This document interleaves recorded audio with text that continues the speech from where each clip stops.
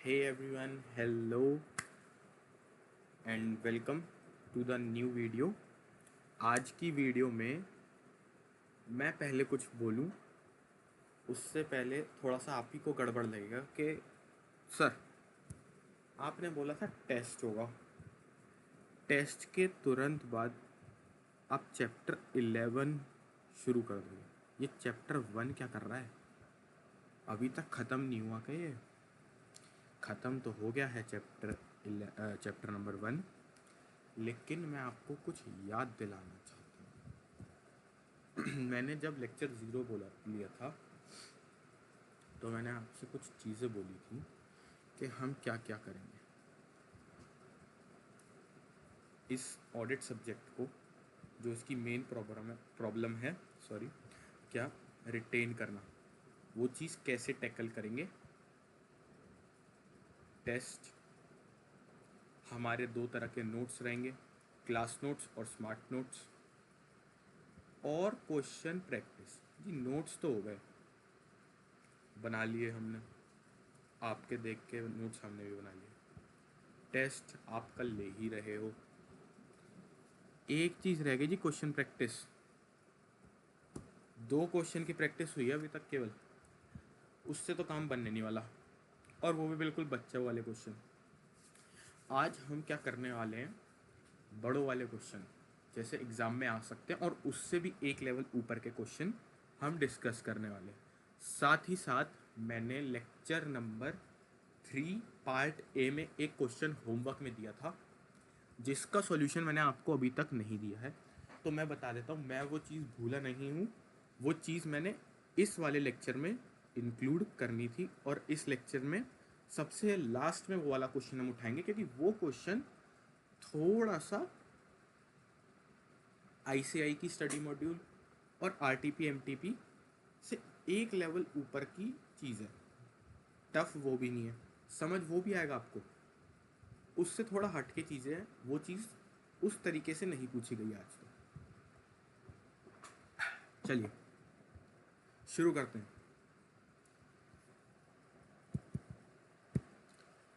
इसके लिए ये हमारी क्वेश्चन प्रैक्टिस की पीडीएफ है, ठीक है जी। इसका गूगल ड्राइव का लिंक तो आपको नहीं मिल पाएगा, ठीक है, लेकिन अगर आपको ये चाहिए हो ना, तो पर्सनली आप लोग हमें मेल कर सकते हो। आपको मैं आईडी लिख देता हूँ, हमारी मेल आईडी, जहाँ पे आप कुछ भी क्वेरी पूछ सकते हो। CA-1111@gmail.com, ठीक है। इस आईडी को आप लोग नोट कर लीजिए, ठीक है। आपको कुछ भी पीडीएफ चाहिए हो हमारी, या कोई भी डाउट पूछना हो पर्सनली कनेक्ट करने के लिए, या फिर किसी भी अदर रीज़न के लिए आप चाहते हो, आप क्वेश्चन प्रैक्टिस के आंसर्स, जो क्वेश्चन प्रैक्टिस की पीडीएफ होगी उसके आंसर खुद से लिख के मेरे से चेक करवाना चाहते हैं, आप मेरे को इस आईडी के थ्रू रीच आउट कर सकते हैं, ठीक है। तो चलिए आगे बढ़ते हैं, ठीक है ना जी।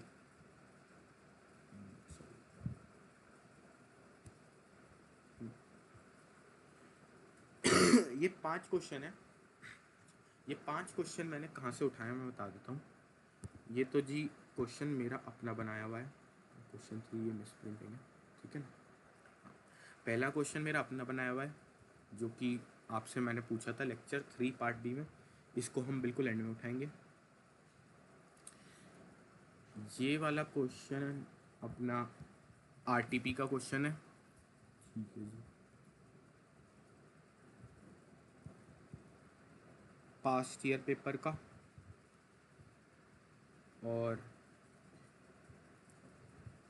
ये भी पास्ट ईयर पेपर का है।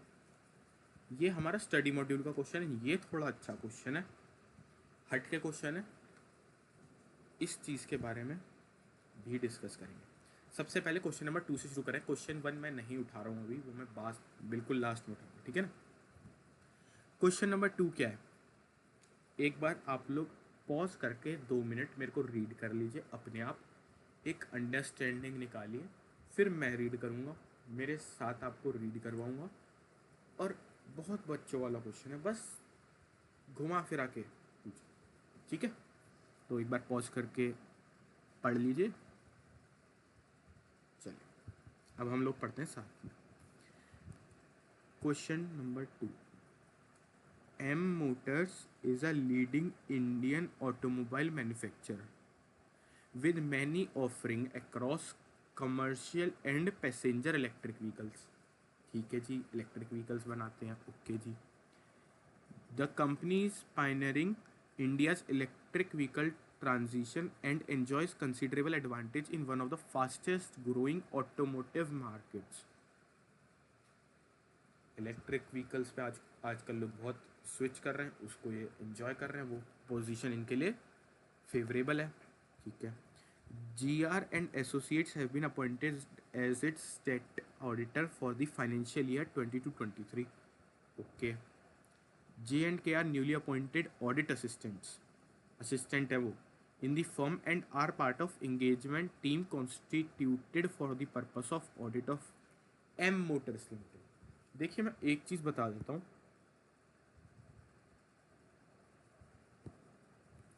क्या होता है CA फोर्ड एंड कंपनी, ये हमारी CA फर्म, ठीक है ना जी। इसके अंदर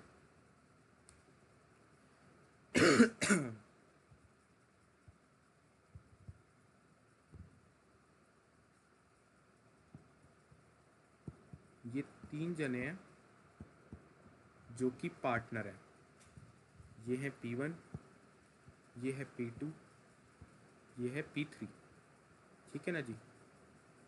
अब इसके अलावा एक CA फर्म साथ ही साथ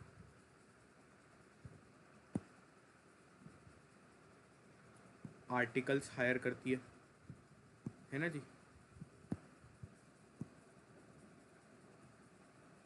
ये है article 1, article 2, article 3, article 4, article 5, और इसके अलावा एक छोड़िए, 2 रख लेते हैं, 2 सीनियर अकाउंटेंट रखती है, S1 S2, जिनको अकाउंटिंग का एक्सपीरियंस होता है। CA स्टूडेंट भी हो सकते हैं, BCom के बच्चे भी हो सकते हैं, लेकिन वो लोग आर्टिकल्स के ऊपर काम करते हैं, ठीक है ना। चलिए, तो ऐसा होता है एक स्ट्रक्चर CA फर्म का, एक स्मॉल साइज CA फर्म का, ठीक है ना। अब हमें कहीं एक क्लाइंट मिला, हम एग्जांपल ले लेते हैं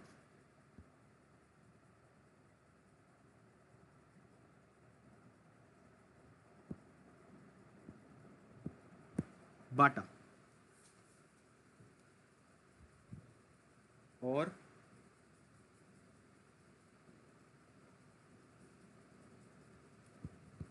टाटा, ये 2 बड़े प्लेयर्स। अच्छा जी, इसके अलावा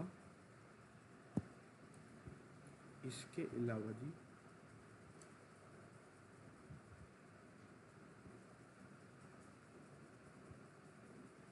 3 छोटे छोटे लोकल क्लाइंट्स हैं हमारे, ठीक है। बाटा और टाटा जो है हमारे बड़े क्लाइंट्स हैं। अब यहाँ पे ऐसा नहीं होता कि ये टोटल कितने बंदे हैं इस फॉर्म में, काउंट कर 1 2 3 4 5 6 7 8 9 10, ये 10 के 10 बंदे इस पे भी काम करेंगे, इस पे भी, इस पे भी, इस पे भी, इस पे भी नहीं। ये एक अलग एंगेजमेंट है, इसकी और इस फर्म की अलग एंगेजमेंट है, इसकी और इस फर्म की अलग, ये अलग, ये अलग, इन सब का एक अलग अलग एंगेजमेंट माना जाएगा और अलग अलग एंगेजमेंट लेटर भी बनेगा, ओके जी। बट ध्यान रखने वाली बात क्या है, हर एंगेजमेंट की टीम अलग होगी। मतलब लेट्स से इस फर्म में क्या डिसाइड कर रखा है भैया, जो छोटे प्लेयर्स हैं ना, ये जो छोटे प्लेयर्स हैं, इसको तो P1 देखेगा, जो अपना पार्टनर 1 है, ठीक है। छोटे प्लेयर्स को P1 देखेगा, तीनों को, एक ही पार्टनर, और उसको साथ साथ हेल्प मिल जाएगी उसके नीचे काम करेगा आर्टिकल 1, और यही स्ट्रक्चर रहेगा सभी छोटे वाले क्लाइंट्स के लिए, P1 और P1 के नीचे A1, P1 के साथ आर्टिकल 1। ओके जी। बाटा को इन्होंने क्या करा, बाटा पे इन्होंने बोला कि भाई P2 पार्टनर असाइन होगा, इसके साथ साथ इसके अंडर काम करेगा सीनियर अकाउंटेंट 1 और आर्टिकल 2, आर्टिकल 3, ठीक है जी।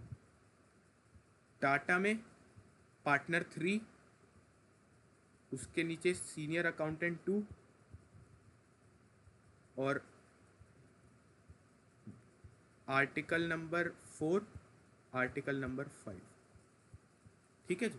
तो यहाँ पे ये दो जनों की एंगेजमेंट टीम, यहाँ पे ये दो, यहाँ पे ये दो, यहाँ पे इन 5 की एंगेजमेंट टीम, इधर ये 5 एंगेजमेंट टीम। तो हर एक एंगेजमेंट के लिए एंगेजमेंट टीम अलग अलग हो सकती है। अच्छा, एक ही पार्टनर या एक ही असिस्टेंट अलग अलग जगह अपॉइंट हो सकता है, और हो सकता है एक पार्टनर को एक ही जगह हो अलॉट। अच्छा, और एक जगह पे 2 असिस्टेंट या 3 4 5 कितने भी अपॉइंट हो सकते हैं, सीनियर अकाउंटेंट भी कितने भी हो सकते हैं, और पार्टनर भी कितने भी हो सकते हैं, ठीक है जी। इस एक एंगेजमेंट पे जो टीम अलॉट हुई वो एक एंगेजमेंट टीम है। यहाँ पे मैंने एंगेजमेंट टीम का कॉन्सेप्ट समझा दिया आपको क्या होता है। बैक टू क्वेश्चन, शुरू से एक बार अंडरस्टैंडिंग लेते हैं। क्या था क्वेश्चन में कि भाई एम मोटर्स करके एक कंपनी इलेक्ट्रिक व्हीकल्स बनाती है, कमर्शियल पैसेंजर, और ये कंपनी बहुत खुश है क्योंकि मार्केट में लोग इलेक्ट्रिक व्हीकल्स पे शिफ्ट कर रहे हैं। उनका एक स्टेट ऑडिटर अपॉइंट हुआ है, GR&N एसोसिएट्स, जहाँ पे J&K 2 असिस्टेंट आए थे, और वो ऑडिट टीम का पार्ट है एम मोटर्स में। मतलब एक पार्टनर अलॉट हुआ एम मोटर्स को, और J और K एज असिस्टेंट गए हैं वहाँ पे, ठीक है। Sorry. However, they are confused about what such an audit tends to achieve. Audit कर क्यों रहे हैं? They perceive audit as a guarantee against possible errors or fraud in financial statements. अरे, उनको लगता है ऑडिट गारंटी होता है कि फाइनेंशियल स्टेटमेंट में कुछ फ्रॉड है नहीं है। अच्छा, अब यहाँ पे हमें एक वो मिला क्लू, क्या? Do you agree with perception of both the assistants? एक क्लू मिला कि हमें एक तो इस चीज़ के ऊपर कमेंट करना है, ठीक है। तो हम ना क्या कर लेंगे, इसको हाईलाइट करके रख लेंगे कि भाई एक तो ये इनकी गलती है, ऑडिट गारंटी नहीं होता, रीजनेबल एश्योरेंस होता है।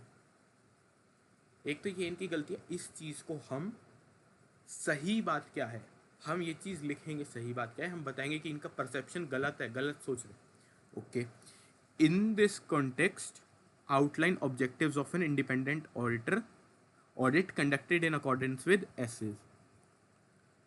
ऑडिट के ऑब्जेक्टिव बता दो। इसने हमसे इस क्वेश्चन में 2 चीज़ें पूछी, क्या ऑडिट गारंटी है या नहीं, दूसरी चीज़ ऑब्जेक्टिव्स ऑफ ऑडिट, यही 2 चीज़ें पूछ रहे हैं। तो इसका आंसर देना कैसे वो देखते हैं।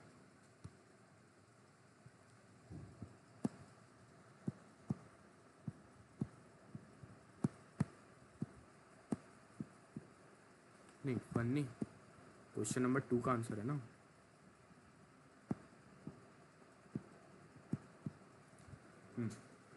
कैसे देना है आंसर? सॉरी। अच्छा, ये आजकल ना मैं थोड़ा खास वगैरह रहा हूँ, क्योंकि मेरी तबीयत अभी पूरी तरह से ठीक हो ही नहीं है, ठीक है, तो वो चीज़ थोड़ा सा एडजस्ट करनी पड़ेगी आपको, थोड़े दिन, 2-3 दिन। सबसे पहली चीज़ का हम रिप्लाई दे देते हैं इनको कि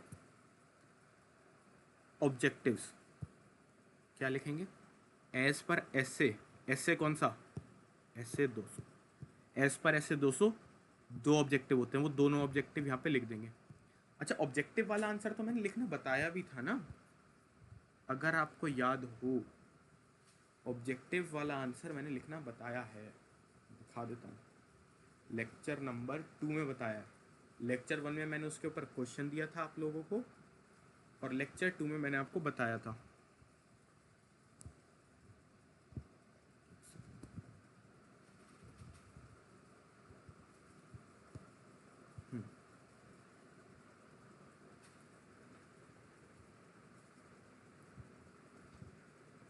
ये रहा, ये था ऑब्जेक्टिव्स वाले का आंसर। आपको सबसे पहले लिख लेना है यहाँ से लेके यहाँ तक, to obtain reasonable assurance about whether the financial statement as a whole are free from material misstatement due to fraud or error। अच्छा, रिवीजन की वीडियो में ही ये चीज़ अच्छे से पूरी कवर है, वहाँ से देख सकते हैं। बस मैं बता देता हूँ क्या करना है, सिंपल, दोनों पॉइंट जो है वो लिखने हैं, इनको इनको इनको और ये चीज़ को एक्सप्लेन कर देना है 4 पॉइंट्स में जैसे करा हुआ था। ये आंसर तो मैं बेसिक अंडरस्टैंडिंग मानता हूँ आपको होगी, क्योंकि ये चीज़ तो मैंने एग्जैक्ट डिस्कस करी हुई है ना पहले, ठीक है जी। तो पहले हम ऑब्जेक्टिव वाला आंसर लिखेंगे, वो तो हम लिख ही लेंगे, पहले हाथ पकड़ के लिखवाया हुआ है यार वो तो मैंने, ठीक है ना। अब अगली पॉइंट पे आते हैं, अगले पॉइंट पे क्या है, they perceive audit as a guarantee, यानी कि हमें बताना कि ऑडिट गारंटी नहीं लेता। अच्छा, एक चीज़ बताइए, जब मैंने ये चीज़ें बता दी, ये चीज़ें बताई, इसमें रीजनेबल अश्योरेंस को एक्सप्लेन करते टाइम क्या मैंने बताया नहीं ऑडिट अलग है गारंटी से। Reasonable assurance is a higher level of assurance but it is not a guarantee. मैंने बता तो दिया ये गारंटी नहीं है। Reasonable assurance is different from absolute assurance, an auditor cannot obtain absolute assurance due to inherent limitation of audit. मैंने बता दिया भाई वो गारंटी नहीं है, तो इसका मतलब इसके लिए जो प्रोविज़न, जो कंटेंट लिखना था ऐसे वो मेरे ऐसे 200 के ऑब्जेक्टिव्स के साथ ही कवर हो गया। तो मैं इसके ऊपर कंटेंट अलग से नहीं लिखूंगा, मैं कंक्लूजन जरूर लिख दूंगा, क्या कि भाई we do not agree with the perception of both the assistant, both the assistants are wrong. अच्छा, ये चीज़ लिखनी कैसे है, यहाँ पे ना आप अपना ऐसे 200 का कंटेंट लिख दोगे, ये 2 पॉइंट आ गए, फिर जो 4 पॉइंट है वो एक्सप्लेन करके उसके बाद यहाँ पे हम कंक्लूजन लिख देंगे,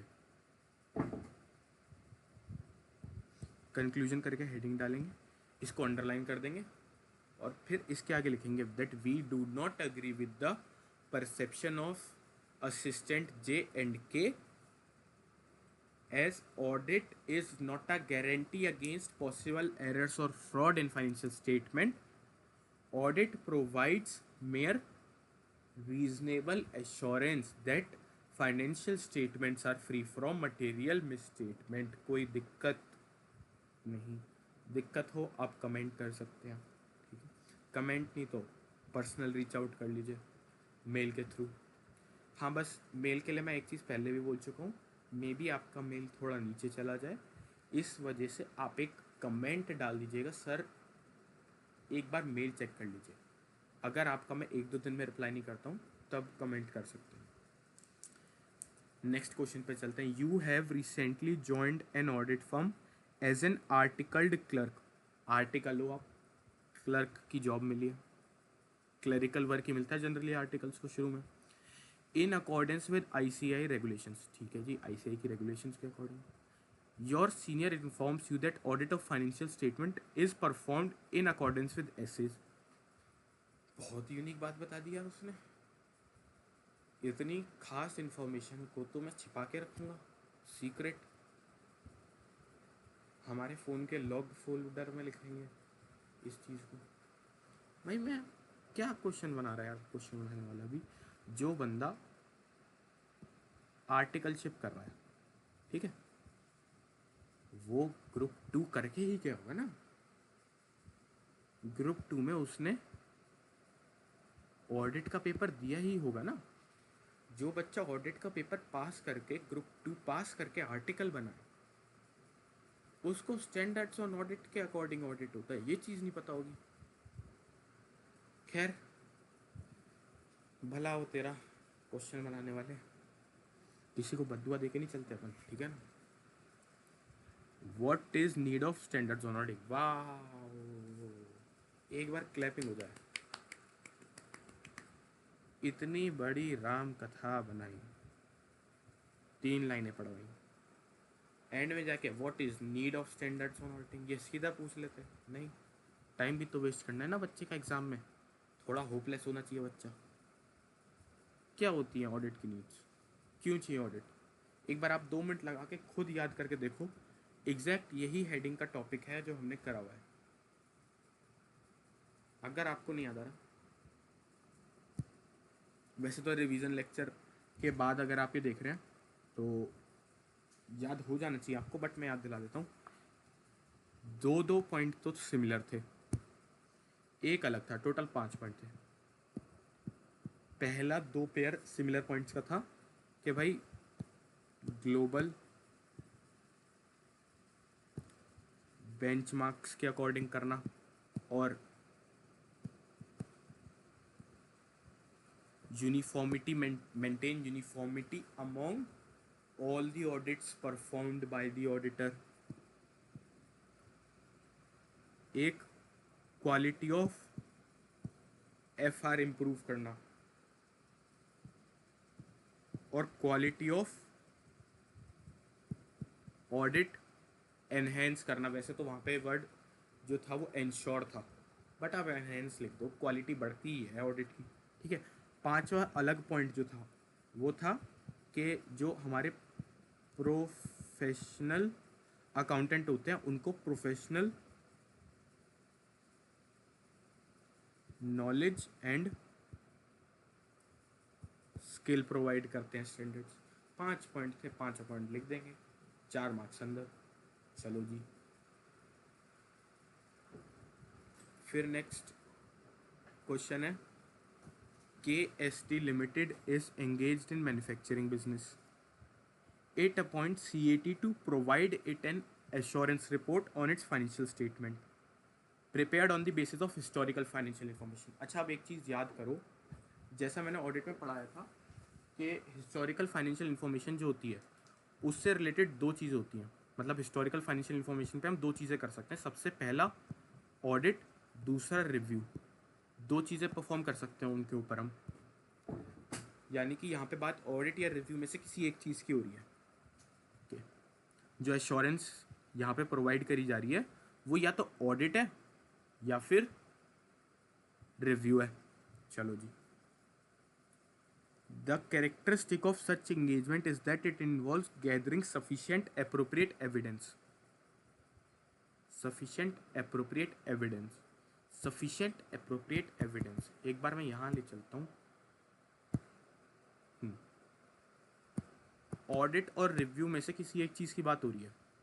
एक चीज़ बताइए, सफिशिएंट एप्रोप्रिएट ऑडिट एविडेंस यहाँ भी लिए जाते हैं, यहाँ भी लिए जाते हैं, दोनों में लिए जाते हैं। बस फ़र्क क्या है, फ़र्क क्या है, on the basis of which limited conclusion can be drawn by practitioner. आ जाओ वापस, यहाँ कंक्लूजन लिमिटेड, यहाँ कंक्लूजन रीजनेबल। याद दिलाऊं, ग्रीन फ्लैग लो, रेड फ्लैग लो। रिलेशनशिप का कंक्लूजन क्या होता है भाई, शादी। यहाँ पे ज़्यादा चांसेस है, रीजनेबल चांसेस है शादी के, यहाँ कम, लिमिटेड चांसेस है। याद करने का तरीका ये था ना। चलो जी, तो रिव्यू में लिमिटेड लिमिटेड कंक्लूजन ड्रॉ होता है। चलो, तो इसका मतलब हमें ये तो पता लग गया कि ये जो इंगेजमेंट है उसकी एक कैरेक्टरिस्टिक क्या बता दी इसने, कि यहाँ पे लिमिटेड कंक्लूजन ड्रॉ होता है। हमने उससे पता लगा लिया कि ये बात कर रहा है रिव्यू की। आइडेंटिफाई टाइप ऑफ एंगेजमेंट कर लिया यार वो तो हमने। बोलने से पहले फास्ट है हम लोग। Which are two other features of such an engagement? याद करो याद करो। रिव्यू में और दो बातें क्या थी? सबसे पहली, यहाँ पे एश्योरेंस कौन सी वाली ली जाती है? लिमिटेड एश्योरेंस ली जाती है। यहाँ पे fewer AP Dhillon, not AP Dhillon, audit procedure वाला एपी। यहाँ पे फ्यूअर ऑडिट प्रोसीजर परफॉर्म किए जाते हैं as compare to reasonable audit assurance engagement. ठीक है जी, ओके जी। साथ ही साथ इसका एग्जाम्पल भी लिख दो। लिमिटेड एश्योरेंस इंगेजमेंट का एग्जाम्पल होता है रिव्यू। ओके जी, चलिए आगे चलते हैं। अगला क्वेश्चन अपना स्टडी मैट का है। क्या दे रखा है? Choosing of appropriate accounting policies in relation to accounting issues is a responsibility of management. Accounting issue के लिए एप्रोप्रिएट अकाउंटिंग पॉलिसी चूज करना मैनेजमेंट की रिस्पॉन्सिबिलिटी है, हाँ या ना? साथ ही साथ discuss duty of auditor if any in relation to accounting. Accounting के रिलेशन में ऑडिटर की क्या रिस्पॉन्सिबिलिटी है? ओके सर, ऐसा तो आपने कहीं पढ़ाया ही नहीं। पढ़ाया है, पढ़ाया है। एक कॉन्सेप्ट नहीं है, ये कॉन्सेप्ट के अंदर का पार्ट है यार, याद दिलाऊं? आ जाओ जी।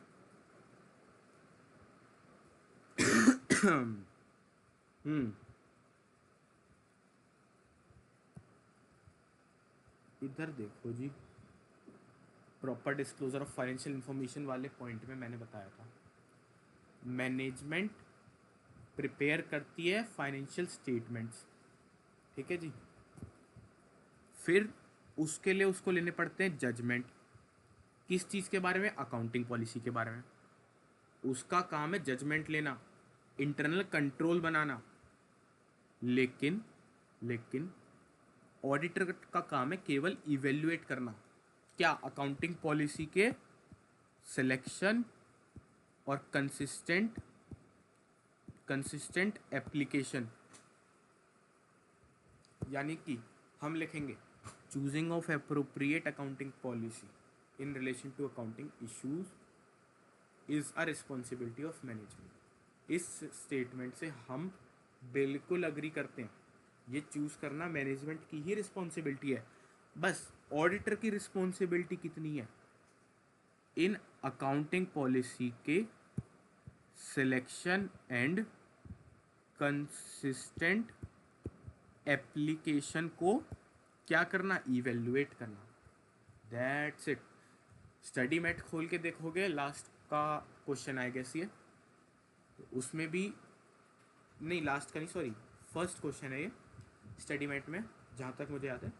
और 3 से 4 लाइन में ही आंसर दे रखा है उसमें भी इसका। हमें भी उतना ही आंसर देना, हम उससे ज़्यादा ही लिख के चल रहे हैं बल्कि, ठीक है ना? चलिए जी, क्वेश्चन 5 हो गया। अब आते हैं उस क्वेश्चन पे जिसके लिए रोक रखा था मैंने।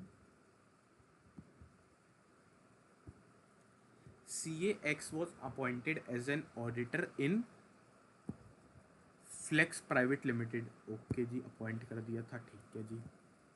CAX wants to examine the closing inventory of Flex private limited. Closing stock देखना चाह रहा है CA बेचारा। For this he decided to visit all the godowns and warehouses of Flex private limited. वो कह रहा है मैं देखना ही नहीं डॉक्यूमेंट, मेरे को गोडाउन पे ले जाओ, मेरे को दिखा दो क्लोजिंग इन्वेंट्री, मैं मान जाऊंगा कि जितना आपकी फाइनेंशियल स्टेटमेंट में शो हो रहा है वो सही है। ओके, एंट्री होती है मिस्टर सूरज की। Mister Suraj the director of Flex private limited refuse to allow CAX to enter warehouse of company. जो कंपनी का डायरेक्टर है वो मना कर देता है कि भाई वेयर हाउस में मैं घुसने नहीं दूंगा, आओ घुस के दिखाओ। CAX बोलते हैं कि they cannot stop him to check the inventory physically as he had the legal power to search the entity premises। समझ तो आ गया होगा। फिर भी जैसा अपना टीचिंग स्टाइल है, कहानी बना के ही समझ लेते हैं। एक है बेचारे अपने छोटे से क्यूट से भोले भाले से ना समझ से, थोड़े से ना समझ, ठीक है ना। CAX ये है अपनी फ्लेक्स प्राइवेट लिमिटेड। ओके जी। अच्छा, इस फ्लेक्स प्राइवेट लिमिटेड के अंदर है डायरेक्टर मिस्टर सूरज।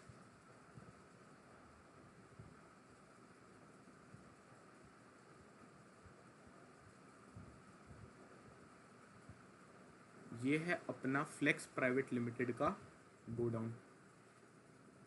CAX कह रहे हैं भाई मैं तुम्हारे यहाँ ऑडिटर हूँ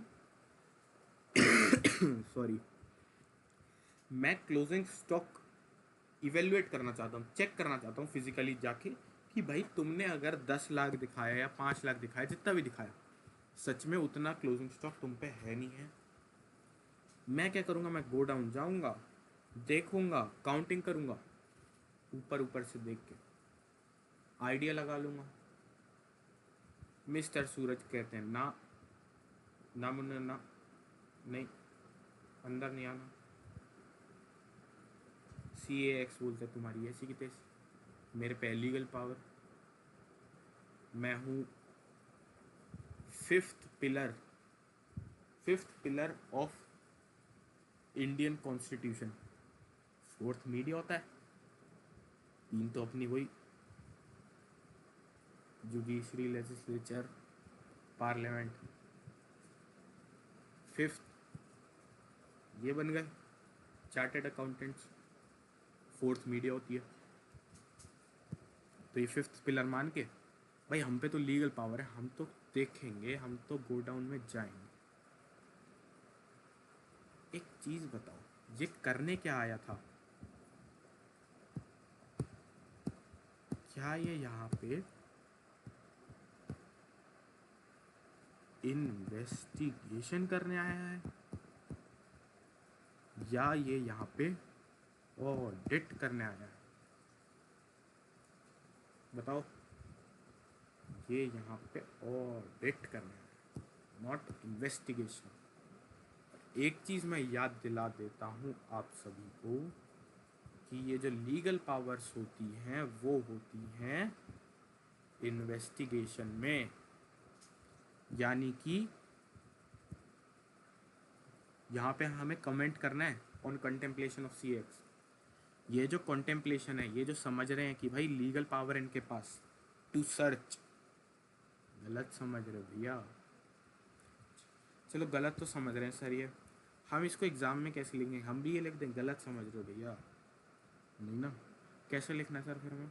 देखो सिंपल, पहले तो आपने इन्वेस्टिगेशन के लिए जो कंटेंट मैंने बताया था ना आप लोगों को कि भैया लिखो, audit is different from investigation. Investigation is a critical examination of financial information of an entity. in an investigation, the person performing such investigation has legal power to, कौन सी लीगल पावर होती है? To search and record statements on oath. Statement किसकी? Of witness. फिर बताओ, scope of investigation narrow and specific है, scope of audit general and broad है। उसके बाद बताओ अपना ऑडिट होता क्या है? क्या होता है सर ऑडिट? ये होता है ना, भूल गए? तो बताओ ऑडिट ये होता है, ठीक है जी। ये दोनों चीज़ें बताने के बाद अपना फेवरेट कंक्लूजन वाला पैराग्राफ डालो, जैसे मैंने यहाँ पे डलवाया ना, कि अपना सारा कंटेंट लिख लो जो बुक का है, उसके बाद कंक्लूजन में लिखो This contemplation of CAX is completely wrong. He is conducting an audit and not an investigation, which do not vest him with legal power to search the entity premises. That's it. Question ख़त्म. अच्छा, अब देखो, हर topic पे question करा पाना possible नहीं है, ठीक है ना. उसमें टाइम बहुत ज़्यादा लगेगा और हम थोड़ा सा एग्ज़ाम ओरिएंटेड अप्रोच लेके चल रहे हैं. और मेन चीज़, मैं एक अजम्पशन लेके चल रहा हूँ. अजम्पशन ऑडिट में भी अजम्पशन आने लगी, ले रहा हूँ मैं ले सकता हूँ, आप लोग नहीं ले सकते. मैं ये अजम्पशन लेके चल रहा हूँ कि थोड़ी बहुत मेहनत आप लोग भी कर रहे हो. मैंने आपको क्वेश्चन किस तरीके के आते हैं वो बता दिया, किस तरीके से आंसर करने हैं वो बता दिया, आंसर कहाँ से उठाना है वो भी बता दिया. और कुछ आंसर्स, जैसे इस वाले केस में हाथ पकड़ के लिखवा रखे हैं. अब इसके अलावा हर एक टॉपिक पे अगर मैं क्वेश्चन कराने बैठूंगा तो बब्बू कोर्स नहीं खत्म होना. अभी कोर्स अगले अटेम्प्ट तक कवर होगा फिर, ठीक है ना. तो हम क्या करते हैं, बाकी चीज़ें आप लोगों के ऊपर छोड़ देते हैं. मुझे पता है आप लोग कर लोगे ना. चलो ठीक है. आई होप आप सबने आंसर यस ही करा होगा. तो चलते हैं. अब रात को वीडियो में ये ड्रॉप कर रहा हूँ, ठीक है. थोड़ा लेट नाइट ड्रॉप कर रहा हूँ, मुझे भी पता है. इसका रीज़न ये कि आप लोग सुबह उठते ही इस वीडियो को देख लें. सुबह उठ के एक बार इस वीडियो को देखने के बाद 10 बजे मेरी रिवीजन की वीडियो आ रही है चैप्टर 1 के. उस रिवीजन की वीडियो को अगर आपने देख लिया होगा, वेल एंड गुड. अगर आप इसके बाद देख रहे हैं, मतलब जैसे वीडियो अपलोड होती है आप तभी देख रहे हैं, तो बहुत अच्छा है. अगर आपने नहीं देखा है उसको और आप इसके बाद देखने वाले हैं, आपको